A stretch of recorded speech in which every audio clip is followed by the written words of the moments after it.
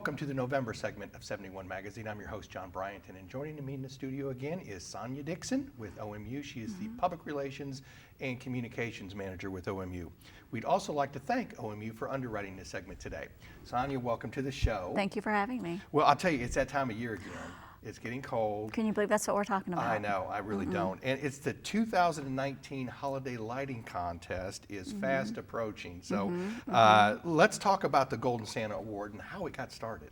You know, I couldn't tell you when it got started. It seems like we've always been doing this. But several years ago, several of us just commented on how much we enjoyed Christmas lights when we drive home in the evenings, or how we took, nieces and nephews and kids and family out to see the lights. And wouldn't it be nice to recognize those people that spend all that time climbing and planning and doing all of that work and kind of making our drive a little nicer as we're going home. So there it began. Well, tell us about this year's contest. It's gonna be just like we've done it in the past. Okay. We judge along with the City of Owensboro's Neighborhood Alliance program. So we each have teams that judge the contest. Okay. We judge on use of color, number of lights, and creativity. We like it when you do something kind of unique. And what makes this contest a lot of fun is that not only do you get bragging rights, we honor you at our commission meeting and so at our utility commission meeting and at the city commission meeting.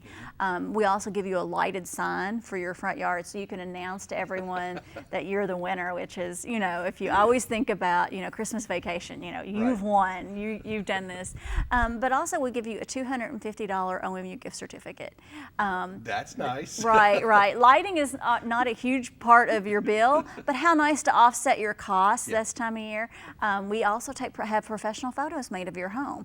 We put those online, but we also give you a CD, because you know how hard it is to take pictures. It is. No matter what kind of camera you have of your home, and to get it all in there. So we send out a professional and we get those for you. So it's a lot of fun.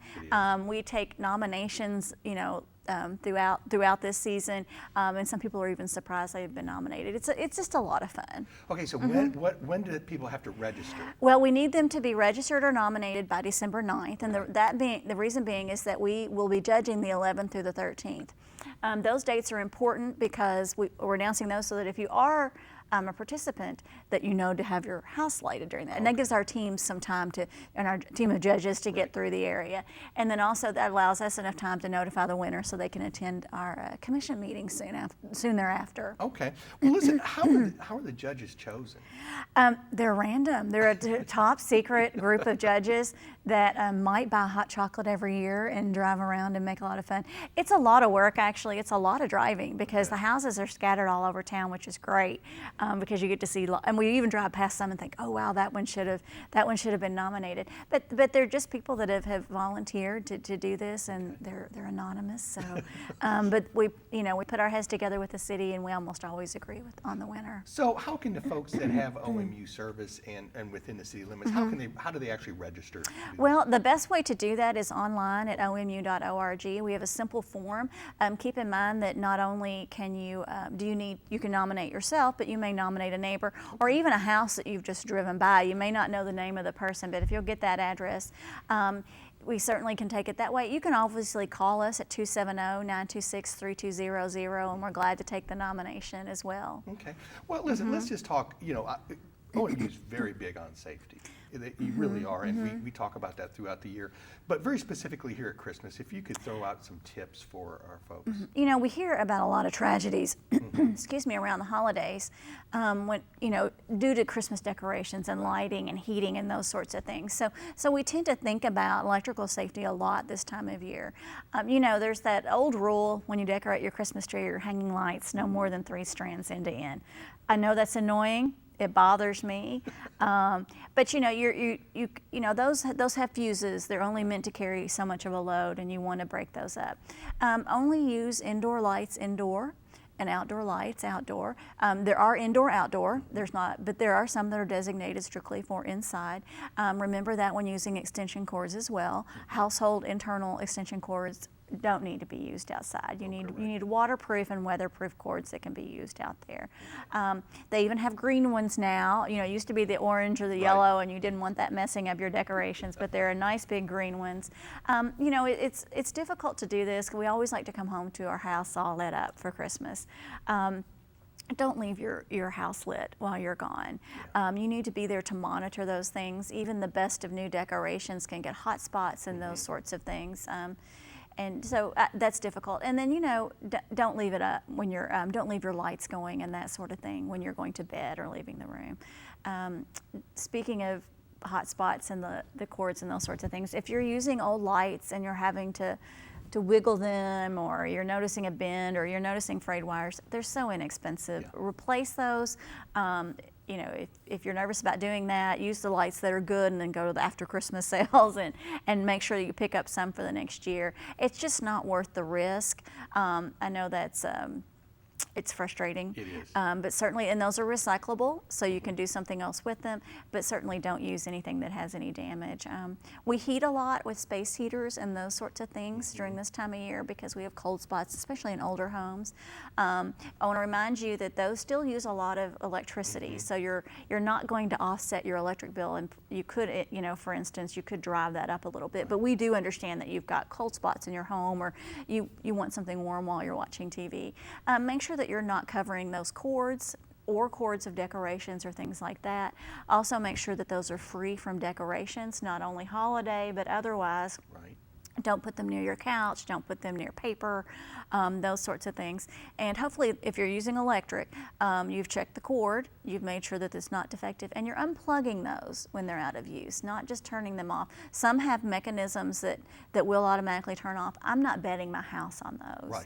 Right. So certainly just make sure you do some things like that. And think about that, you know, don't put them where they can be turned over, don't have them out where children can get near them, pets, that sort of thing. So if you'll just think through those sorts of things. You know, I think this is also a time of the year. I know at my house, the candles come out because it's Christmas. And It we want that is. nice smell and everything else. So that can really be a hazard too. You know, they're great. You know, when we certainly, even, and a lot of people use wax warmers instead. Same principle applies though, they're producing heat. You don't want to leave them unattended. Just make sure that you're blowing those out, not just you know, as you go to bed, but if you're leaving a room for a while, it's so easy to forget a candle. Yeah. You know, so let's say you've got one burning in the kitchen and you decide, oh, we're going to go and hang out in the living room, and you just forget about it, those sorts of things. So, you know, make a check, make sure those things are blown out. Certainly don't leave home with a candle burning. Right. Also make sure they're free of things. It's really easy, especially on a kitchen table, to start throwing newspapers and things that get around those, but just be very, very careful. You do hear of tragedies this time of year. We are overloading our electrical systems. We're doing that sort of thing. So just kind of stop and think safety before you do anything. Right. You know, and I know, you know, one tradition that I think a lot of people still do and use is live Christmas trees. And it is so important that they keep those watered. Well, keep those watered. Keep in mind that you are taking a tree that's been cut, a tree that was live, and you're taking it into your home where it's heated. So it's going to lose water and it's going to start drying out very, very quickly. Plan, you know, so water and water regularly. Lots of people have lots of tips on how to keep those as fresh as you can. I think the main thing is just to keep warm water going, just to keep watering it as long as you can, particularly when you first move into the house. Typically people don't want to do that because they're busy decorating and they're afraid of sloshing water around. It needs to be watered the minute it comes into your home. Also, having a fresh cut made is also helpful. It helps it absorb the water. But also remembering that you're going to have to take your tree down probably before a lot of other people do. I know that's hard, but certainly I worked with a guy who talked about safety when it came to Christmas a lot with us before he retired, Barry Hardy. And Christmas trees, he's an electrician, he knows about those things. Live Christmas trees, real Christmas trees, always made him so very nervous because they dried so quickly and you were putting something that heats on that. Now I know you're going to touch those lights and you're going to say, oh, they're cool, especially the LEDs, but keep in mind that those are on cords, and those cords can get worn spots or bent spots or hot spots, and that therein lies the problem and causes the hazard. So you've sort of brought a big piece of firewood into That's your true. home. So just thinking that through, and once again, definitely don't leave those lit when you're leaving. But water, water, water. You know, they have some additives you can put in there. I've heard of aspirin. I've heard of pennies. I've heard of all sorts of things. But I do know that they can get sappy, and so warm water is a great way to start. Okay. Well, listen, let's talk about the great relationship that OMU has with the Salvation Army and the Community Cares program. Our Community Cares program began it's been there since I can remember. And what's wonderful about that is that every year OMU makes donations throughout the year from our general fund to the Salvation Army for them to assist customers who may be struggling paying their bill. We understand that your utility bill is one among a lot that come in your mailbox every month, and we understand that there are people that are struggling and having a tough time, and the last thing that we want to do is disconnect service for any reason. So the Salvation Army has been wonderful about distributing those funds for us and kind of vetting and going through the process with everyone. And not long ago, we had some people within OMU that were like, hey, can I contribute some money to this as well? And so we grew that program to the point where now we invite our customer owners to participate as well. And you can round up on your bill all of that money. We don't keep an administrative fee, nor does the Salvation Army. Right. All of that money will go to help those with their utility bills. And when we say that, we think of it this time of year because it's cold and the bills have gone up, but it's in the summer as well. So you could do that once a month. I think you've made the point that if you just rounded your bill up to the nearest dollar, you'd be giving less than $12 a year. And imagine if lots of people do that. You can make a one-time payment. You can just walk in and pay on offer to make a donation to that program, or you can certainly just round up. The other thing too is, you can provide. We have gift certificates if you'd like to do that, or if you're interested in just paying on someone's account. We can't necessarily give you details. That is protected information. But if you'd like to say, hey, I know my neighbor down the street has had a rough year. I'd really like to help with their utility bill. Here's X amount. You can do that. So our partnership with the Salvation Army has been very unique, but it has been a great way to help people, and it was so wonderful to hear that our community wanted to participate in that as well. Yeah. Well, Sonia, I always like to remind our viewers that whether they own their home or they rent it, that OMU provides great energy efficiency tips and so forth. Where do they find those? OMU.org. I hope that you're following us on Twitter and on Facebook.